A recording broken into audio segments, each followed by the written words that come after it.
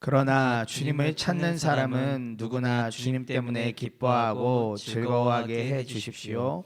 주님의 승리를 즐거워하는 모든 사람이 하나님은 위대하시다 하고 늘 찬양하게 해 주십시오. 아멘. 살아계신 하나님의 말씀입니다.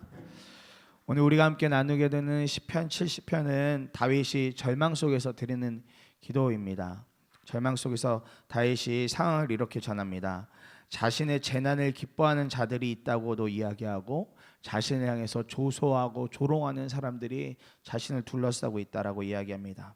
이런 상황임에도 불구하고 다윗은 이렇게 고백을 합니다. 주님을 찾는 사람은 누구나 주님 때문에 기뻐하고 즐거워하게 해달라고, 그렇게 다윗이 하나님 앞에 기도하며 예배하고 있는 장면이 바로 오늘 시편 70편 4절입니다. 저는 오늘 이 본문에서 첫 번째로 함께 하시는 주님을 찾는 기쁨을 붙들게 되었습니다. 함께 하시는 주님을 찾는 기쁨. 4절 전반부에 보면 그러나 주님을 찾는 사람은 누구나 주님 때문에 기뻐하고 즐거워하게 해 주십시오. 다윗이 그렇게 고백합니다. 주님을 찾는 사람이라면 주님 때문에 기뻐하고 즐거워하게 해 주십시오. 다윗이 여기에서 말하고 있는 기쁨이라는 것은요, 이 기쁨의 의미는 자신을 둘러싸고 있는 대적들이 사라지는 것으로 인한 기쁨이 아닙니다. 그것에 대한 기쁨이 아니라 다윗 그 사람이 또 여전히 이렇게 어려운 상황이지만 함께 하시는 그 주님을 찾는 것으로 말미암아 누리는 기쁨을 달라고 기도하고 있는 겁니다. 주변의 상황이 정리되고 뭔가 바뀌어져서 드리는 기쁨 아니라 내가 그냥 오늘도 함께 하시는 주님을 찾고 그 하나님을 함께 누림으로 말미암아 주님, 제가 오늘 기쁨을 찾게 해달라고 그렇게 기도하는 것이죠.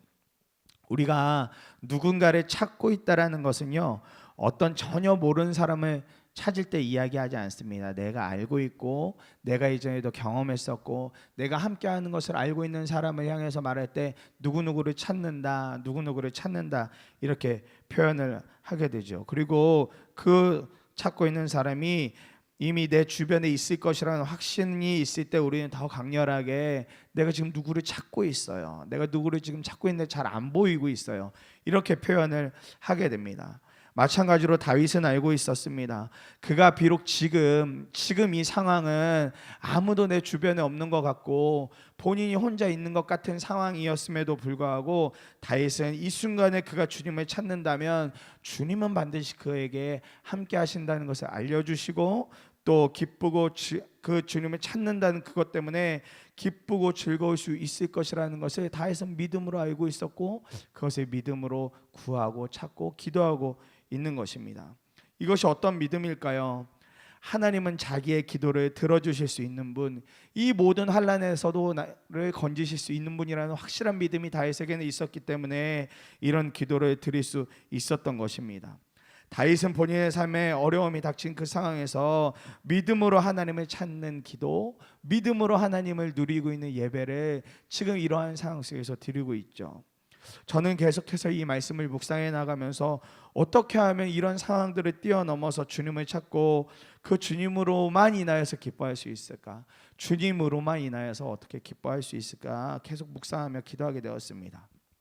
그러다가 엊그저께 어떤 한 집사님이 SNS에 긴 장문의 글을 남긴 것을 보고는 이런 삶이라면, 이런 집사님의 믿음과 삶이라면 사방으로 우겨쌈을 당하여도 기뻐할 수 있겠다, 함께 하시는 주님이 분명하게 믿어지고 누려질 수 있겠다 싶었습니다. 이 집사님 아이는 에드워즈 증후군이라는 희귀 질병을 앓고 있습니다. 우리나라 전체에도 거의 10손가락에 들어갈 만큼의 적은 아이들이 그렇게 앓고 있는 희귀병이라고 하는데, 감사하게도 1년 반을 지금까지 이렇게 아이가 살아내고 있어요. 그러나 여전히 아이의 건강은 너무 위태로워서 한 달에 적어도 2-3번씩은 갑작스럽게 응급실을 가줘야 되고, 그리고 아이가 30분에 한 번씩 석션을 해줘야 되기 때문에 사실 거의 아이 옆에 붙어서 아이를 계속 돌봐야 되는 상황입니다. 그러다 엊그저께 이 집사님이 생일을 맞이하셨는데 그 생일에 여러 감정들을 이렇게 좀 글로 남겨놓으셨더라고요. 2019년 5월 26일, 오늘 특별한 날을 보냈습니다. 누구나 1년에 한 번씩은 맞이하고 누리는 날, 생일. 아침부터 사랑하는 친구, 동생, 언니, 오빠, 교회 식구들로부터 그리고 생각지도 못한 분과 지체들로부터 축하 메시지를 받았습니다. 하지만 시간이 갈수록 약간 부담이 되었습니다. 보내주시는 격려와 사랑이 너무 감사했지만 내가 이걸 이렇게 받을 자격이 되나라는 마음이 들었기 때문입니다. 그래서 주님께 물었습니다. 주님, 너무 많은 축하를 받는데 이래도 되나요? 이런 마음이 들었습니다. 받을 자격 없는 자에게 거저 베풀어 주시는 주님의 은혜라고, 그리고 아이를 통로 삼으셔서 주님이 당신의 자녀들을 통해 내게 부어주시는 주의 사랑이고 위로라고. 순간 마음이 너무 아려서 눈물이 났습니다. 사실 어제부터 마음이 좋지 않았습니다. 슬펐습니다. 누워만 지내는 아이에게 잠시라도 앉혀서 밖을 보여주며 얘랑아 저기 나무 있다? 초록색이야 라고 말해주고 싶어도 고개를 제대로 가누지 못하는 아이를 얼마 앉혀주지 못하고 다시 눕혀야 하니 마음이 속상하고 아픕니다. 그래서 오늘 생일 보내야 하는 게 별로였습니다. 아이가 아픈데 생일? 이게 무슨 소용인가 하는 마음이 들었습니다. 그런데 주님은 제 생각과 다른 것 같습니다. 진짜 수많은 사람들에게 축하 메시지를 받게 하시면서 이것이 날 위로하시고 사랑한다고 힘내라고 응원하시는 하나님의 방법임을 알게 하셨습니다. 받은 사랑이 너무 커서 나라는 사람이 갖고 있는 그릇에 크기에 담기가 벅차 차고 넘침을 봅니다. 받은 주의 사랑 더 풍성히 흘려보내는 자가 되게 하소서. 받은 사랑에 힘입어 아이와 다시 힘차게 주님이 허락하신 길을 걷습니다. 감사합니다 주님. 주님께 감사와 영광을 돌립니다. 이런 글을 써놓으셨더라고요. 이 집사님의 가정을 가까이에서 보면서 참 너무 멋지다, 정말 이런 믿음을 담고 싶다 했던 부분이 바로 이런 상황임에도 불구하고 하나님을 원망한다거나 하나님을 무시하지 않고 오히려 하나님이 지금 이런 일을 통해서 우리 가정에 또 그 누워있지만 그 예랑이를 통해서 하나님이 어떤 일들을 행하실까라는 믿음으로 굳건히 서 있는 모습을 보면서 참 하나님 앞에 기대도 되어지지만 이 집사님 부부가 참 대단하다 늘 그렇게 생각하고 있었습니다. 그러나 실제 상황은요, 자녀의 죽음이 언제 다가올지 모르는, 산소 포화도가 뭐 많이 떨어질 때는 30 막 이런 수준까지 떨어져서 아이가 막 어떻게 할 줄 모르는 상황까지 갈 때도 수시로 일어나지만 그만큼 급박하지만, 그리고 말씀드린 것처럼 아이 석션을 해줘야 돼서 우리 집사님이 단 1분도 자기 마음대로 시간을 쓸 수 없는 정말 뭔가 사방으로 다 우겨싸움에 당한 상황이지만 그럼에도 그 상황에 하나님의 함께 하심을 믿으며 미소 짓는 집사님, 또 남편 집사님의 얼굴을 뵐 때마다 아, 믿음이 저런 것이겠구나, 믿음으로 산다는 것이 저런 얼굴, 저런 표현, 저런 삶의 모습이겠구나 늘 깨닫게 됩니다. 최근에도 이사를 해서 예배를 드리러 와달라고 해서 다녀왔는데 그저 서로 얼굴을 보는 것만으로도 함께 소망이 되고 함께 위로가 됐었습니다. 하나님은 하나님을 찾는 자들과 반드시 함께 계시는 하나님이십니다. 하나님을 찾는 자들과 함께 계시고 늘 그 상황 가운데 기쁨을 주시고자 하시는 분이 하나님이십니다.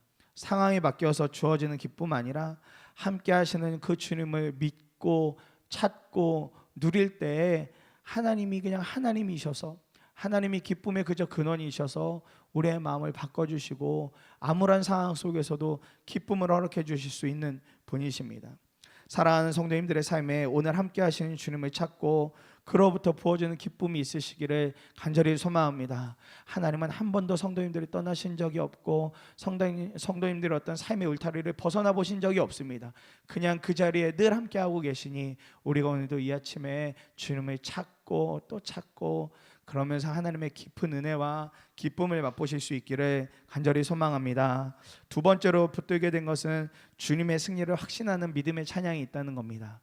주님의 승리를 확신하는 믿음의 찬양. 4절 후반부에 보면 주님의 승리를 즐거워하는 모든 사람이 하나님은 위대하시다 하고 늘 찬양하게 해 주십시오 이야기합니다.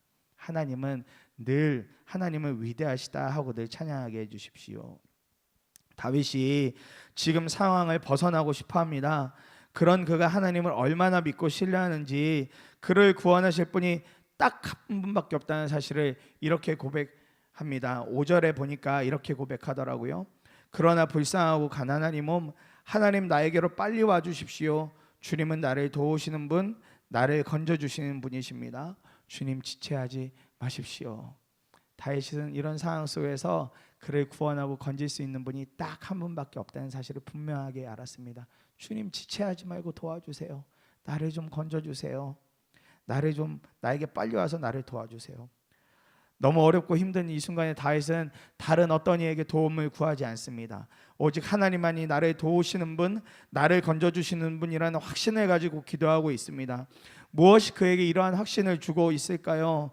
바로 주님의 승리를 확신하는 믿음이 다윗에게 있었기 때문이라고 붙들어졌습니다. 다윗은 주님의 승리를 즐거워하는 모든 사람이 하나님은 위대하시다 하고 찬양하게 해달라고 그렇게 기도하고 있습니다. 주님의 승리를 확신하는 모든 사람들이 하나님은 위대하시다라는 확신, 그리고 그것을 찬양하게 해달라고 그렇게 지금 기도하고 있어요. 오늘 이 아침에 다윗을 통하여 우리가 붙들 또 하나의 기도 제목이, 그렇기 때문에 주님의 승리를 확신하는 성도님들의 마음 안에 믿음의 찬양, 승리를 확신하는 믿음의 찬양이 있게 해달라고 그렇게 간절히 간구해야 할 것입니다. 우리는 성경에서 익히 이런 장면을 본 적이 있어서 알고 있습니다. 역대하 20장에 보면 여호사밧의 군대가 모압 자손과 암몬 자손의 연합한 군대들, 이들과 전쟁하는 장면이 역대하 20장에 나오죠. 하나님 전쟁에서 이 전쟁에서 하나님으로부터 이 전쟁은 싸워서 이길 전쟁이 아니라는 말씀을 듣게 됩니다. 그런 후에 이 여호사밧의 군대는 이미 승리를 누리고 경험하고 있었죠.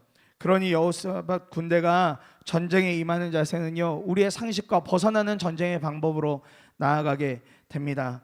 하나님이 이미 이긴 싸움이라고 하시니 그들은 노래 부르는 사람들을 뽑아서요, 거룩한 예복을 입히고 군대 앞에 행진하게 만듭니다. 하나님이 약속하셨으니까요. 이 전쟁은 싸워서 이길 전쟁 아니다, 이미 너희가 이긴 전쟁이다라고 말하니까 그렇게 군대 앞에 행진하게 합니다. 그리고는 이런 노래를 부르게 합니다. 주님께 감사하여라, 그의 인자하심이 영원하도다. 주님께 감사하여라, 그의 인자하심이 영원하도다. 이 노래를 계속 부르게 하십니다. 주님의 승리를 확신한 이들이 전장을 목전에 두고 부른 믿음의 찬송입니다. 그리고 실제로 하나님은 그 전쟁을 그렇게 종결시키시고 이기게 하시죠. 최근에 제 입술에서 가장 많이 불려지는 찬양이 하나 있는데, 선한 능력으로라는 제목의 찬양입니다. 우리가 잘 알고 있는 독일의 디트리 보네퍼 목사님이 작사하신 아주 오래된 시에 독일의 기독교 음악가가 곡을 붙인 오래된 찬양입니다. 1944년 12월 겨울에 옥중에서 보네포 목사님이 마지막으로 쓴 시이기도 합니다. 그의 어머니와 또 그의 아내에게 이렇게 보내는 시였다고 합니다. 그리고 나서 4개월 후에 이 보네포 목사님 히틀러에게 반대했다는 이유로 토옥 중에 종전을 정말 한 달 남겨두고 39살 나이에 교수형으로 이렇게 돌아가시게 되죠. 보네포 목사님의 마지막 시인데 이 가사가 이렇게 되어집니다. 주 선한 능력으로 안으시네, 그 크신 팔로 날 붙드시네. 절망 속에 흔들리지 않고 사랑하는 주 얼굴 구하리. 이전의 괴로움 날 에워싸고 고난의 길을 걷는다 해도 주님께 모두 맡긴 우리 영혼 끝내 승리의 날을 맞으리. 주님이 마신 고난의 쓴 잔을 우리도 감사하며 받으리. 주님의 남은 고난 채워가며 예수와 복음 위에 살리라. 선한 능력으로 일어서리. 주만 의지하리 믿음으로. 우리 고단에 주 오실 그날 영광의 새날을 맞이하리. 승리의 새날을 맞이하리. 옥중에서도 보네포 목사님이 흔들리지 않는 믿음을 가지고 옥중에서 이렇게 노래 부르며 찬송하신 거죠. 이 시를 지어놓고 옥중에서도 믿음으로 나는 승리할 거야, 영광의 그날을 보게 될 거야, 지금 상황은 이래도 고난의 잔을 예수와 함께 마시며 예수와 복음을 그래도 나는 전하는 삶을 살아갈 거야, 그렇게 노래를 부르신 겁니다. 저는 이 찬송을 부를 때마다 이것이 이미 승리한 자들의 찬송이겠구나, 이미 모든 것을 이겨낸 자들의 믿음의 찬송이 될 수 있겠구나, 그렇게 붙들어졌습니다. 사랑하는 성도님들, 우리가 어떤 일에 대하여 승리하고 이겨내고 그리고 열매가 맺혀져서 주님께 올려드리는 찬양도 너무 귀한 찬양이겠지만 우리가 조금 더 믿음을 한 발자국 더 내민다면 이미 그 상황이 일어나지 않고 열매가 맺혀지지 않아도 하나님이 이 일에 대해서 반드시 승리하게 하실 거라는 믿음의 찬송을 올려드릴 때 사실 저희 안에는 더 큰 은혜와 하나님이 함께 하신다는 분명한 믿음이 더욱더 굳건하게 세워져 나가게 될 것입니다. 우리가 그리스도인으로 살면서 반드시 해야 될 것이 바로 이 믿음으로 승리하고 믿음으로 주님을 찬양하는 것이 되어져야 하겠습니다. 다윗은 그의 인생에 마주한 이 또 한 번의 시험 앞에서 그냥 그렇게 주저앉는 것을 택하지 아니하고 그 시험을 통과하기 위해서 함께하는 주님을 찾겠다고 그렇게 고백하였습니다. 또 주님의 승리를 즐거워하며 하나님은 늘 위대하시다 고백하는 믿음, 그것을 구했습니다. 절망과도 같은 상황이지만 믿음의 기도, 믿음의 예배를 끝까지 놓치지 않았던 다윗의 오늘의 이 모습을 저와 여러분들이 닮아가기를 간절히 소망합니다. 사랑하는 성도님들의 삶과 저의 삶에도 이와 같이 믿음으로 드리는 예배가 삶 가운데 풍성히 일어나셔서 결국은 믿음의 승리로 기쁨이 붙들어지는 이 하루, 또 우리의 평생의 삶이 되어지기를 간절히 축복합니다. 그래서 우리 두 번에 함께 나누어서 함께 기도하도록 하겠습니다. 우리가 첫 번째로 기도하실 때